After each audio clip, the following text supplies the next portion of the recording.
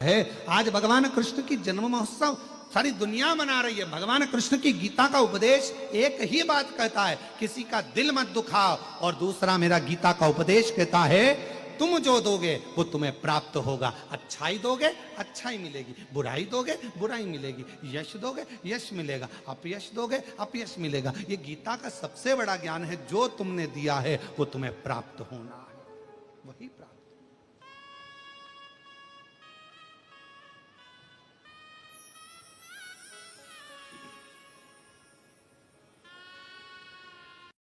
कौन के पास टाइम है साहब? आज के जमाने में रिश्तेदार से मिलने की फुर्सत नहीं है, और लोग कथा में और पंडाल में जगह नहीं तो रोड पर बैठे हुए हैं, पंडाल में जगह नहीं तो ग्राउंड में बैठे हुए हैं, अपनी अपनी दरी बिछाकर, अपना पन्नी बिछाकर, अपना छाता लगाकर बैठे हुए हैं। किसको फुर्सत? क्या है शिव पुराण में? क्या तो कहा, शिव जब दिल से श्री शिवाय नमस्तुभ्यम कहा, वो अपने मन की बात कही जाती है, बस मेरा बाबा उसी पल उसी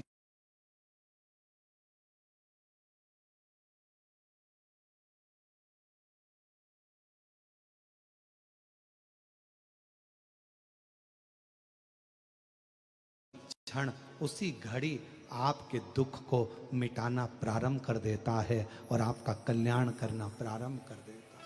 उसी क्षण उसी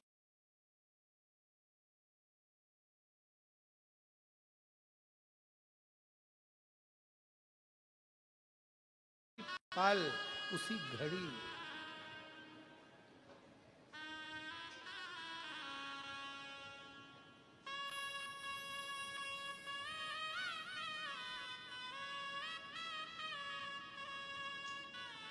बस हृदय से पितरों ने कहा कि मेरी बेटियां, भगवान नारायण ने कहा कभी कभी दुख मिलता है तो कुछ संभलने के लिए, भगवान नारायण करें कभी कष्ट आता है तो कुछ अच्छा करने के लिए, भगवान नारायण करें अगर तुम्हारी बेटियों को श्राप लगा है तो कुछ अच्छा करने के लिए। क्यों चिंता करते? सनत कुमार के पास में पहुंचे, हमारी बेटियों को आपने श्राप दिया है, कुछ वर दीजिए। सनत कुमार ने वर दिया, पितरों की ये 3 बेटियां मृत्यु लोक में जन्म तो लेंगी, इन तीनों की गोद में 3 देवियां खेलेंगी जो जगत का कल्याण करेंगी। मैना की गोद में पार्वती,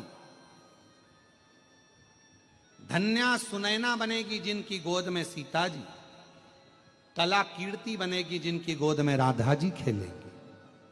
इन तीनों की गोद में 3 देवियां खेलेंगी जो जगत का कल्याण करेंगी। 3 देवी।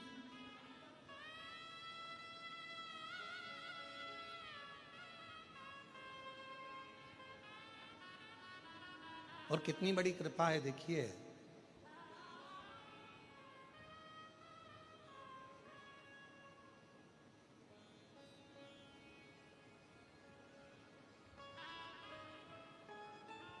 सीताराम सरकार का भी नाम अगर लेते हैं, राम सीता जी का नाम लेते हैं, सीताराम जी का नाम लेते हैं, तो भी पितरों की कृपा हम पर होती है।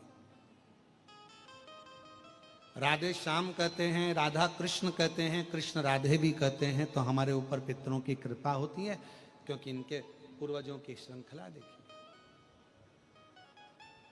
शिव पार्वती कहते हैं, उमा महेश कहते हैं, भगवान गौरी शंकर कहते हैं, तो भी पितरों की कृपा हम पर होती है।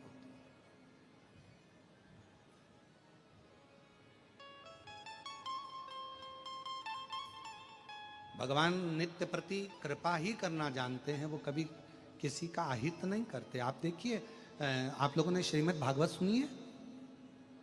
जम के तो बोलो, सबने सुनी है भागवत जी?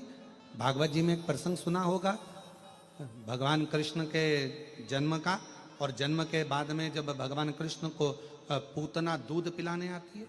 सुना है कि नहीं सुना? सबने सुना है ना?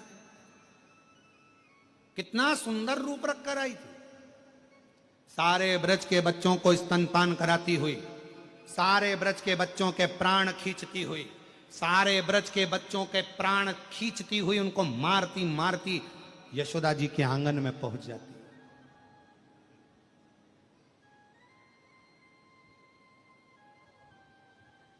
आवाज लगाती है, यशोदा रानी, ओ यशोदा रानी। लाला हुआ तब बधाई लेने नहीं आ पाई, आज बधाई नहीं दोगी? गोदी में यशोदा जी के लाला थे कृष्ण कन्हैया, पूतना की गोद में दिया, बहन तो इसको संभाल, मैं तेरे लिए बधाई लेकर आती। और पूतना ने कन्हैया को लिया। भगवान कृष्ण मुस्कुरा रहे थे पूतना को देखकर, क्योंकि भगवान कृष्ण इसलिए मुस्कुरा रहे थे क्योंकि मेरी मैया यशोदा जी ने इसको बहन कहा, और मैया की ये बहन है तो मेरी, जम के बोलो, मासी। अब उनको क्या मालूम था कि गले की फांसी, ऐसी कैसी मासी, उनको क्या मालूम था। और जो भगवान कृष्ण को पूतना ने लिया, भगवान कृष्ण को दूध पिलाना प्रारंभ किया, दूध पिलाना प्रारंभ किया। और भगवान कृष्ण की कथा कर रही है कि पूतना जब भगवान कृष्ण को स्तनपान करा रही थी और भगवान स्तनपान कर रहे थे, दूध पी रहे थे, तो सबने कहा जब पूतना विष पिला रही है तो भगवान को पीना ही नहीं चाहिए। पर भगवान स्तनपान कर रहे हैं, जब तक पूतना ने दूध दिया तब तक भगवान ने ग्रहण किया, और जब पूतना ने विष दिया तब भगवान कृष्ण ने पूतना के प्राणों को हर लिया। जब विष दिया तो आखिर भगवान कृष्ण पूतना का स्तनपान क्यों कर रहे हैं, दूध क्यों पी रहे हैं?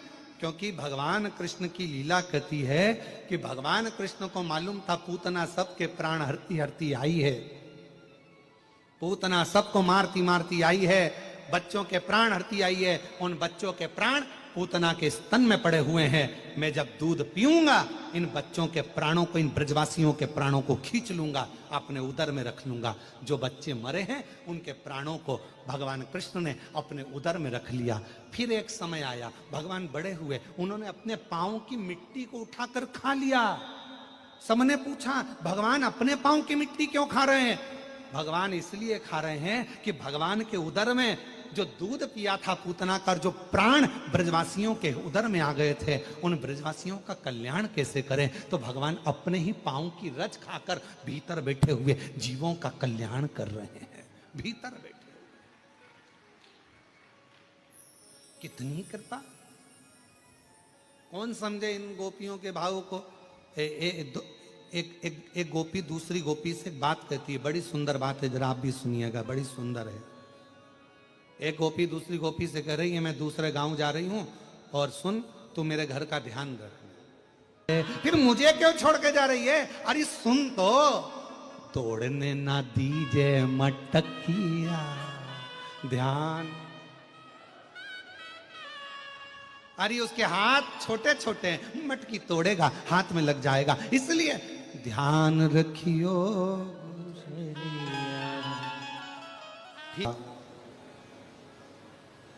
पितरों की 3 बेटियों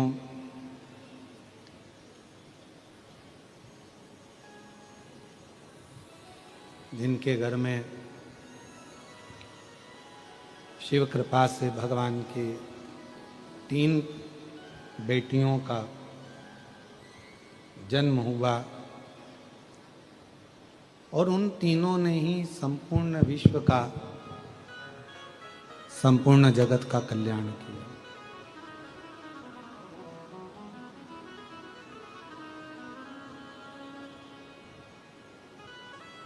जब हम भगवान शंकर जी को 1 लोटा जल समर्पित करते हैं,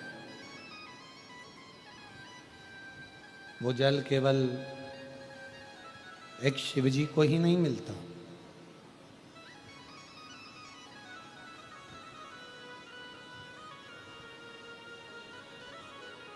जैसे एक ग्लूकोज की बोतल शरीर में जाती है और वो पूरे शरीर के एक एक अंग को ऊर्जा देती है,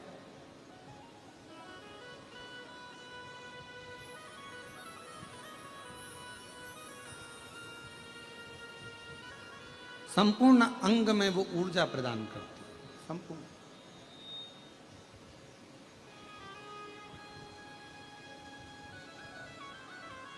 उसी तरह शिव कथा कर रही है, भगवान शंकर का चरित्र कर रहा है, शिव महापुराण कथा कर रही है कि एक लोटा जल जब हम देवाधिदेव महादेव को समर्पित करते हैं, जब एक लोटा जल हम शिव जी को चढ़ाते हैं तो वो जल केवल देवाधिदेव महादेव को ही नहीं, 33 कोटि देवताओं को, पितरों को, पूर्वजों को, आहूतों को, वासुकों को और सभी को प्राप्त होता है, सभी को।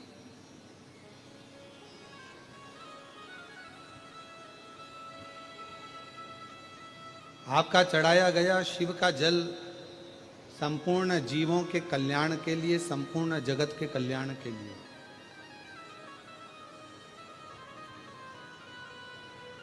समय आया, मां जगत जननी जगदम्बा अम्बा पार्वती जी बैठी हुई थी और षडानंद कार्तिकेय बाबा को मां जगत जननी ने तारकासुर के संहार के लिए भेजा।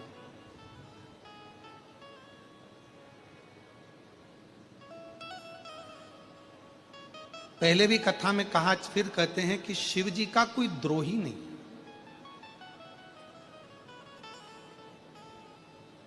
मेरे भगवान शंकर का कोई दुश्मन नहीं है, मेरे शिव जी के सब अपने। शंकर भगवान का कोई द्रोही नहीं, भगवान शंकर का कोई दुश्मन नहीं, शिव जी के सब अपने।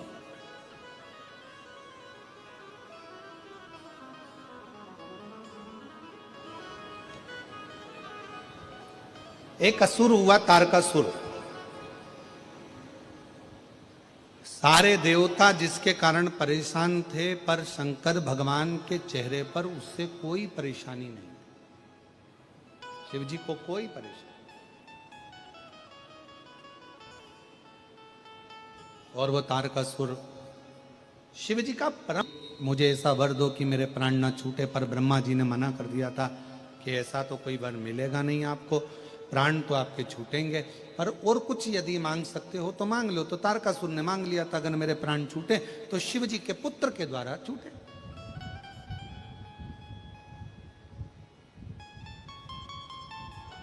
भगवान शंकर के केवल तारकासुर भगवान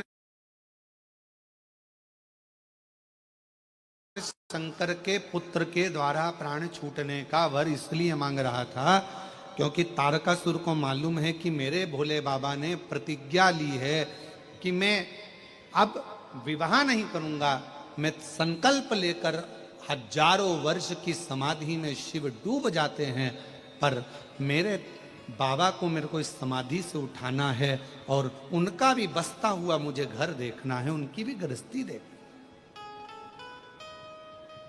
ये मेरा,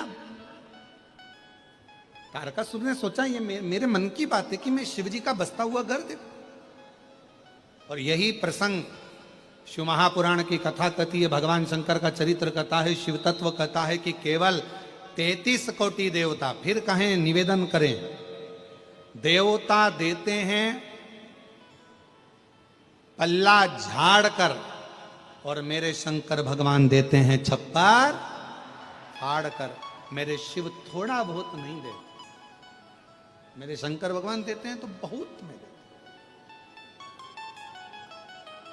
एक पत्र अच्छा है, देखिए,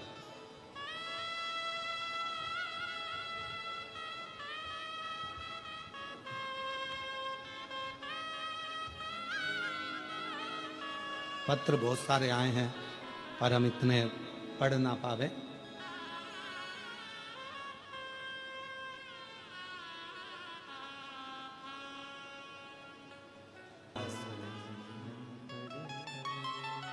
उसकी कृपा, उसकी उदारता, उसकी दया, उसकी करुणा। तारकासुर ने विचार कर लिया और वर मांग लिया ब्रह्मा जी से, शिव के पुत्र के द्वारा मांग, शिव के पुत्र।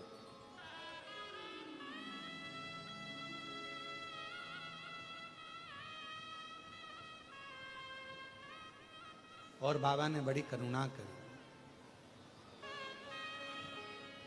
भगवान शंकर कि तेज पुंज को गंगा जी में दिया, 6 धार बनी, 6 पुत्र कृतिकाओं ने पाल पोस कर बड़ा करा, उसका नाम कार्तिकेय हो गया। और वही कार्तिकेय षडानंद को मां जगत जननी दुर्गा भवानी ने कहा, जाओ इस तारकासुर का संहार करो, इस तारकासुर। पर एक बात याद रखना षडानंद, तारकासुर के हृदय में शिव बसे। तारकासुर के हृदय में शंकर भगवान का निवास शिव। और फिर यहां शिव महापुराण की कथा कर रही है,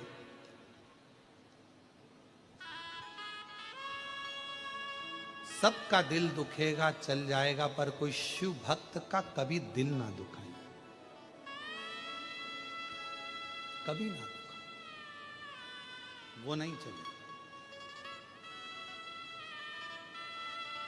सबका अपमान शिव सह सकते हैं, पर शंकर भगवान अपने भक्त का अपमान कभी सह नहीं सकते, कभी।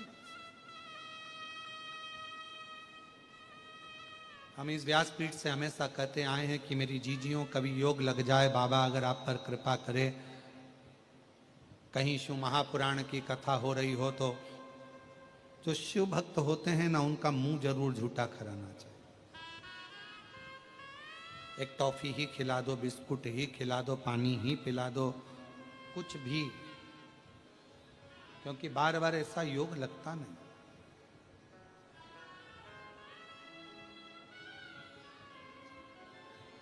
स्वयं जगत जननी कर रही है, एक षडानंद कार्तिकेय तू मेरा पुत्र है, तू मेरा बेटा है, पर तारकासुर के हृदय में शिव बसे हुए। अगर तारकासुर को मारना है तो हृदय पर बाण मत छोड़ना, तीर ना चलाना। शिव का जो उपासक होता है, शंकर भगवान का कोई अविरल भक्त होता है, कभी उसकी जिंदगी में याद रखना, कभी उसका मन मत दुखाना, क्योंकि उसका जवाब शिव भक्त कभी नहीं देता, उसका जवाब स्वयं शंकर भगवान देते हैं, कोई दूसरा नहीं देता, स्वयं शिव, स्वयं शिव। और कितना कितना प्रयास किया जाता है महाराज, जरा विचार करिएगा, सोचिएगा।